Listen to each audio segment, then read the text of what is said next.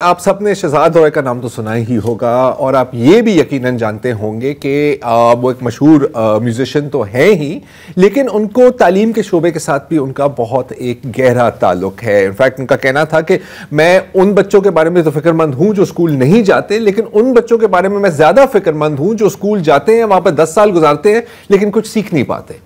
تو جب یہ لوگ ورک فورس میں جاتے ہیں تو ظاہر ہے آپ ان سے کوئی انوویشن کی امید نہیں کر سکتے، آپ ان سے کوئی انوینشن کی امید نہیں کر سکتے۔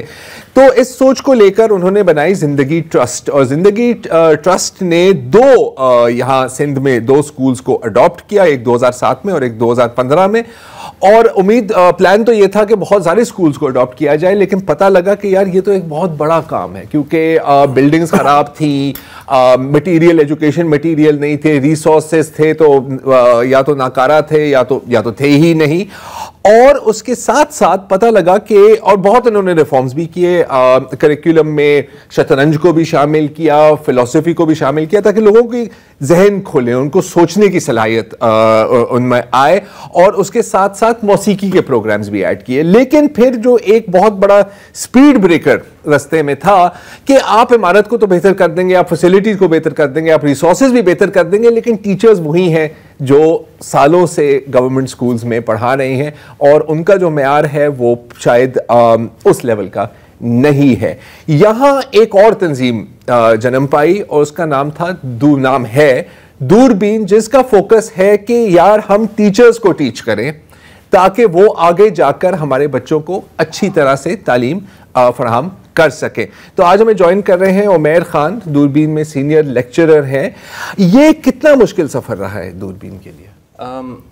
ظاہر ہے it has been a very challenging journey.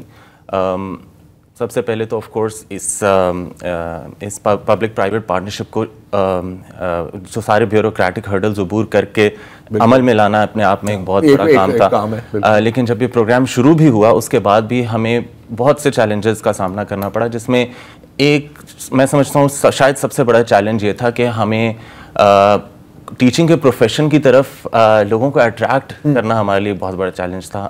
Unfortunately آپ کو پتہ ہے ہمارے معاشرے میں لوگ جاتے نہیں ہیں، لوگ ٹیچرز نہیں بننا چاہتے، قابل لوگ تو بالکل نہیں بننا چاہتے۔ جیسا یہاں پر میں آپ کی بات روکوں گا، ابھی میں آپ کی ویب سائٹ کو دیکھ رہا تھا تو تقریباً کچھ 35,000 لوگ اپنے اس میں لکھا ہوا ہے کہ ٹیچرز بننا چاہ رہے تھے، لیکن ان میں سے صرف 6% نے جونیئر لیول کا ٹیسٹ پاس کیا ہے۔ دیٹ از کریکٹ، یہ بات سچ ہے۔ تو یہ ہے ان ٹیچرز جو ہم امید کر رہے ہیں کہ پھر ہم بچوں کو سکھائیں گے۔ تو دوربین میں آپ مطلب ٹیچرز کو کیسے ٹرین کرتے ہیں؟ دوربین میں ہم لوگ جو ہمارا نصاب ہے وہ ایک state of the art curriculum ہے، وہ یونیورسٹی آف ہیلسنکی کے ساتھ شراکت کر کے بنایا گیا ہے، جو فن لینڈ کی ایک بہت معروف یونیورسٹی ہے، اور ایجوکیشن میں اس کا بہت بڑا نام ہے، ٹیچر ایجوکیشن میں اس کا بہت بڑا نام ہے۔ اور اس کے بعد پھر ان جو گلوبل بیسٹ پریکٹسز کو پھر کانٹیکسچولائز کیا گیا، ہمارے سیاق و سباق کے مطابق ڈھالا گیا، ہماری ضروریات کے مطابق ڈھالا گیا۔ اس میں ایک بہت بڑا جو ایک ہماری سمجھ لیجئے جو جس طریقے سے ہم لوگ مختلف ہیں ان ترقی یافتہ ممالک سے، وہ یہ ہے کہ جب ہم ایک انٹیک کرتے ہیں ایک فیوچر ٹیچر کی، تو ہم نے چونکہ ہمارا اسکولنگ کا نظام اتنا اچھا نہیں ہے، تو ہمیں بہت سے اسکولنگ ایئرس کے گیپس کو بھی پہلے فل کرنا پڑتا ہے، اس کے بعد پھر انہیں اس بنیاد کو ڈالنے کے بعد پھر اس پہ وہ عمارت تعمیر کرنی پڑتی ہے، ٹیچنگ کے لیے پھر تیار کرنا پڑتا ہے۔ سو ہمیں we have to do a lot of کیا کہنا چاہیے we have to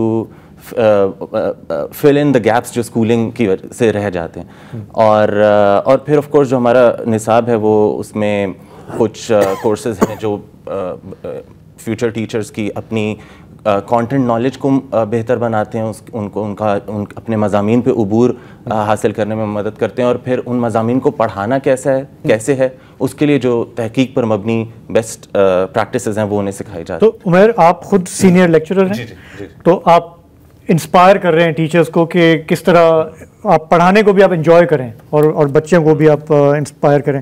تو اب تک کا جو آپ کا ایکسپیرینس ہے اس میں آپ کو کیا لگتا ہے کہ اس میں کتنی پوٹینشیل ہے؟ اس میں ڈیفینیٹلی بہت پوٹینشیل ہے, اور میں چونکہ ریاضی کے مضمون سے منسلک ہوں تو میں اسی سے ایگزامپلز دے سکتا ہوں. تو عام طور پہ اسکولوں میں جس طریقے سے ریاضی پڑھائی جاتی ہے وہ بہت ایک پروسیجر سینٹرک اپروچ ہوتی ہے. اس میں آپ کو صرف چند پروسیسز کرنے آنے چاہیے, انڈر لائنگ لاجک اور ریزننگ بے شک آپ کو نہ پتہ ہو, اس کی کانسیپچل اساس سے بے شک آپ نہ بلد ہوں.